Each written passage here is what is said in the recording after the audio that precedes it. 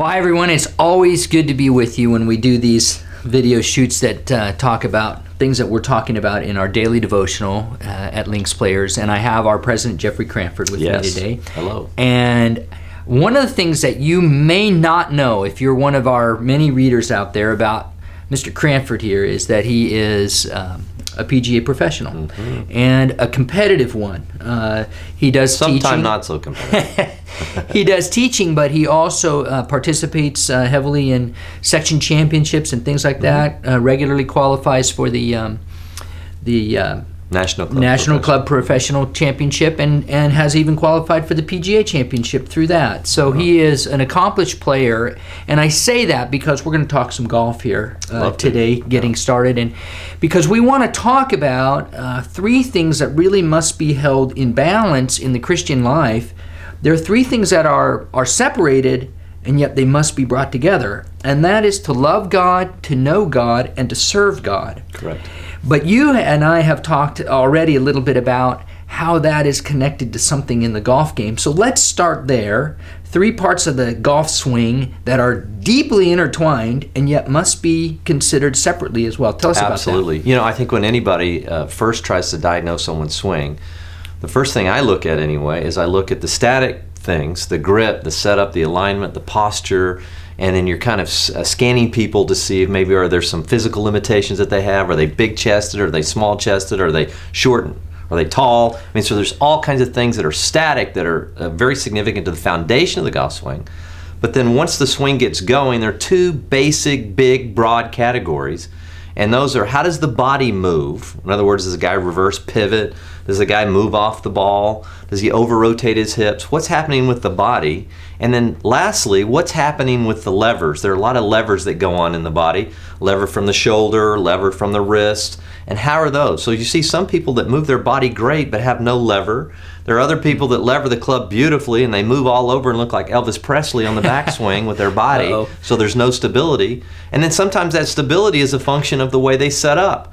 Maybe they, and Tyler's Performance Institute talks a lot about a spine that is S posture or too hunched or too curved, and then your thoracic and your lumbar are able not to work as they should, and it causes all kinds of problems.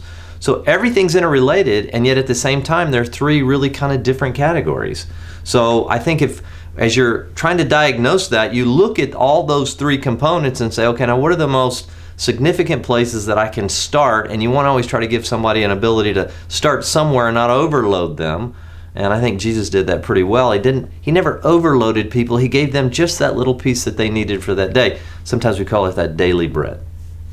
I think too that when we see a good golf swing, we recognize a couple things about it. It's balanced and it's fluid.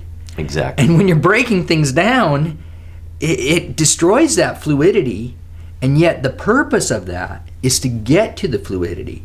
And so when you see someone walking beautifully with Christ, it looks like, wow, they're hardly even trying. It's so easy, right? Yeah, right. And yet they've taken time to attend to certain specific disciplines that set them up for that fluidity. And it's the same way in the golf swing. Anybody that comes, and I'm sure many of you have taken golf lessons, and you go and you try to take a lesson and you just give me that one thing that's going to make me play better, and they give you something that's a foundation based thing that doesn't necessarily allow you to immediately play better, but if you don't do that, then you're not going to be able to move your body properly, and then it's not going to hinge properly, the club's not going to load properly, etc., etc. And so it becomes very confusing, and it's hard to diagnose sometimes, and yet Jesus is always able to give us a perfect diagnosis and touch us exactly where we are for that day.